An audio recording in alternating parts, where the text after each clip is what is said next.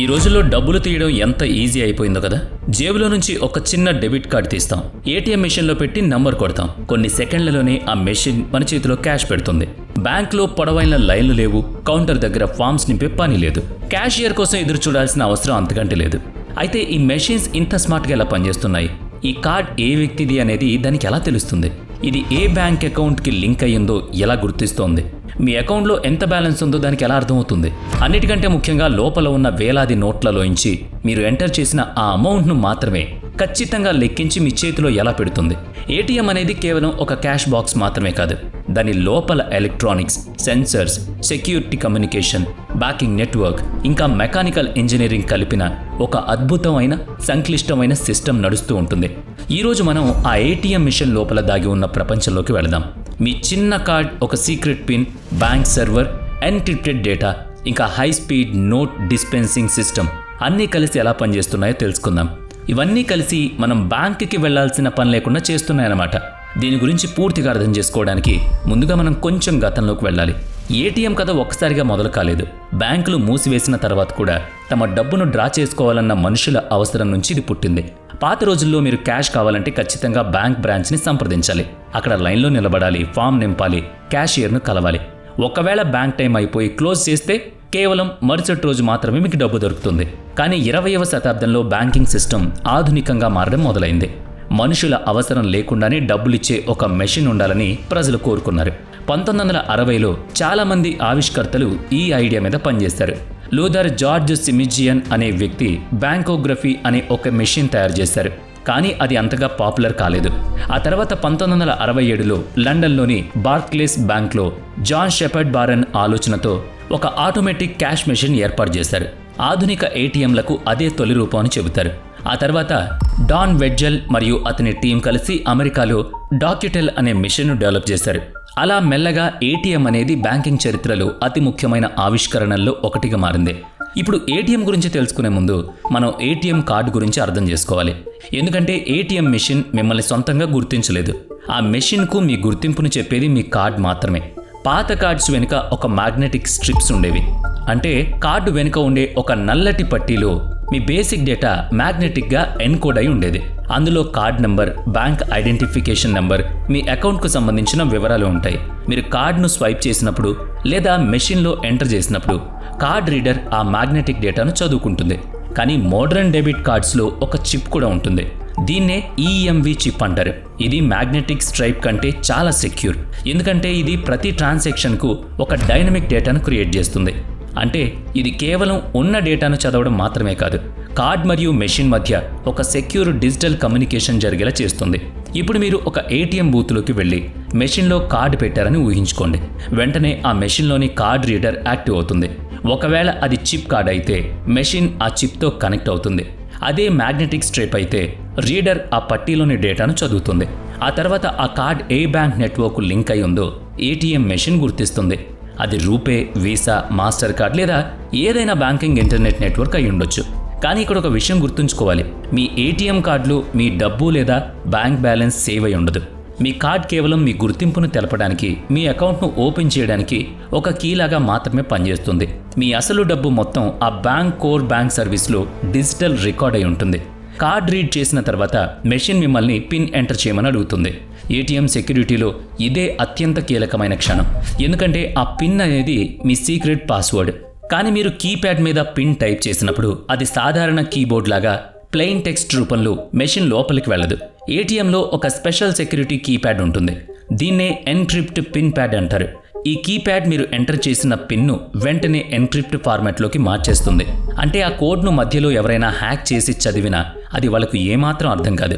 ఈ ఎన్క్రిప్ట్ అయిన pin ATM machine ఒక ట్రాన్సాక్షన్ రిక్వెస్ట్తో కలిపి బ్యాంక్ నెట్వర్క్కు పంపిస్తుంది.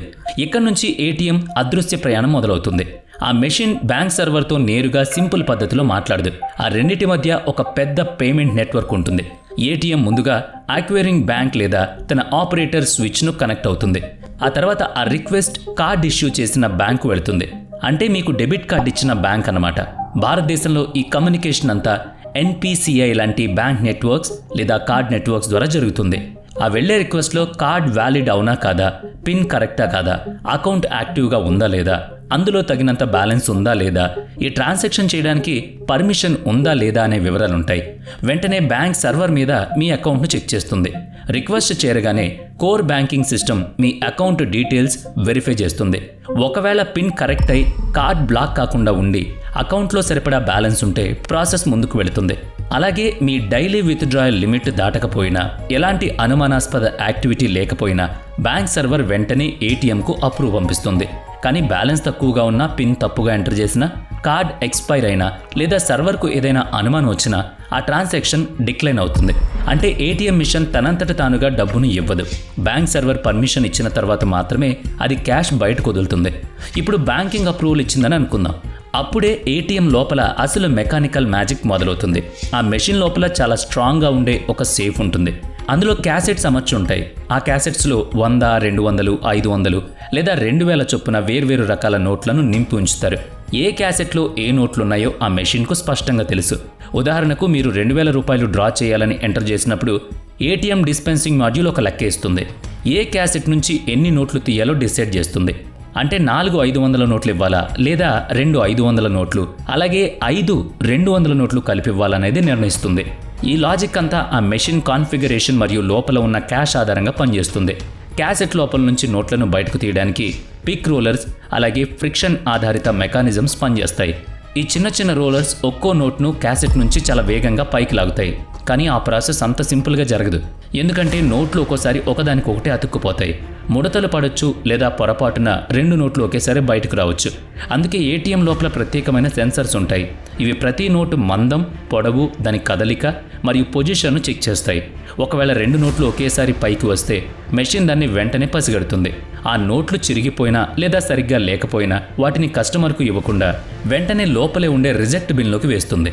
అంటే ఏటీఎం కేవలం క్యాష్ తీసి బయటకు ఇవ్వడమే కాదు, బయటకు వచ్చే ప్రతి నోట్ను అదొచ్చే దారిలో నిశితంగా తనిఖీ చేస్తుందన్నమాట. సెలెక్ట్ అయిన నోట్లు ఆ తర్వాత కన్వేయర్ పాత్ గుండా ప్రయాణిస్తాయి.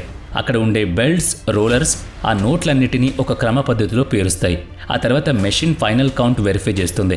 దీనివల్ల మీకు ఎంత అమౌంట్ అప్రూవ్ అయిందో ఖచ్చితంగా అంతే క్యాష్ బయటకు వస్తుంది. ఒకవేళ ఏ కారణం చేతనైనా కౌంటింగ్ మిస్ మ్యాచ్ అయితే ఆ ట్రాన్సాక్షన్ వెంటనే ఆగిపోతుంది. ఆ క్యాష్ను మెషిన్ రిజెక్ట్ బిన్లోకి వేస్తుంది లేదా స్క్రీన్ మీద ఎర్రర్ మెసేజ్ చూపిస్తుంది.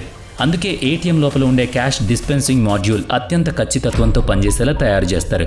ఎందుకంటే చిన్న కౌంటింగ్ మిస్టేక్ జరిగిన బ్యాంకుకు అలాగే కస్టమర్కు ఇద్దరికీ పెద్ద ప్రాబ్లం.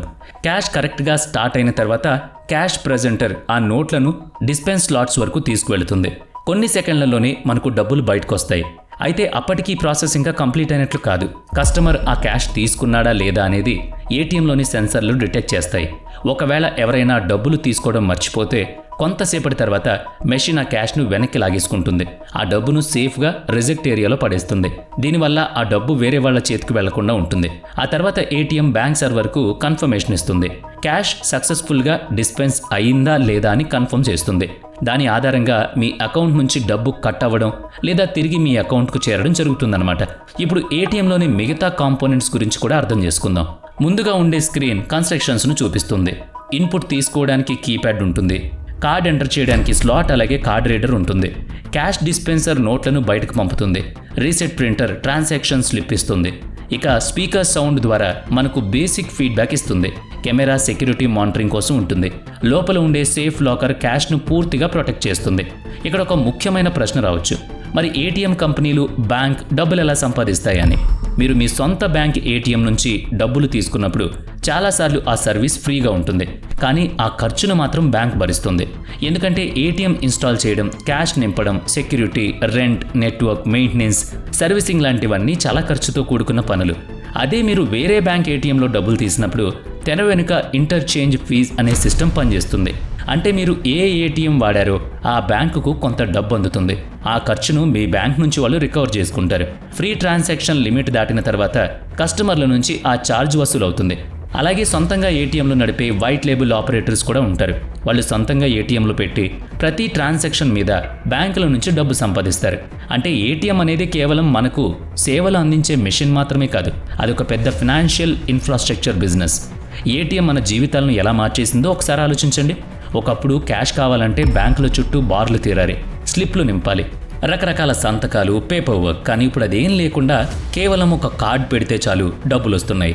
అయితే ఏటీఎంల వల్ల కొన్ని రిస్క్లు కూడా ఉన్నాయి. అవేంటంటే card skimming, shoulder surfing, fake keypad, hidden కెమెరాలు, ఫిషింగ్, కార్డ్ ట్రాఫింగ్ లాంటి మోసాలు యూజర్లో జాగ్రత్తగా ఉండాలి. అందుకే పిన్ ఎంటర్ చేసినప్పుడు కీప్యాడ్ను చేతులతో కవర్ చేయాలి.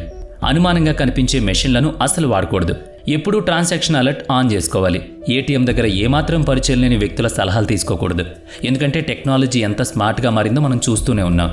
కాబట్టి మీరు ఏటీఎంలో డబ్బులు తీసేటప్పుడు దాన్ని కేవలం ఒక క్యాష్ ఇచ్చే మెషిన్గా మాత్రమే చూడకండి. ఎందుకంటే దాని లోపల కార్డ్ రీడర్ మీ ఐడెంటిటీ చదువుతూ ఉంటుంది.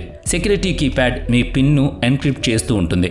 బ్యాంక్ సర్వర్స్ మీ అకౌంట్ను వెరిఫై చేస్తూ ఉంటాయి. సో ఏ చిన్న పొరపాటు జరిగినా బ్యాంక్లో 1 లక్ష పోయిందంటే ఎంత కష్టపడాలో మనకు తెలిసిందే. కాబట్టి తస్మాత్ జాగ్రత్త. ఈ స్మార్ట్ యుగంలో మీరు కూడా స్మార్ట్గా, సేఫ్గా ఉండడమే అందరికీ మంచిది. వీడియో నచ్చితే లైక్ చేయండి, షేర్ చేయండి. ఇప్పటివరకు మన ఛానల్ని సబ్స్క్రైబ్ చేయనట్లయితే ఇప్పుడే సబ్స్క్రైబ్ చేసుకుని పక్కనే ఉన్న బెల్ ఐకాన్పై క్లిక్ చేయండి. నెక్స్ట్ వీడియోలో మళ్ళీ కలుద్దాం. Thanks for watching.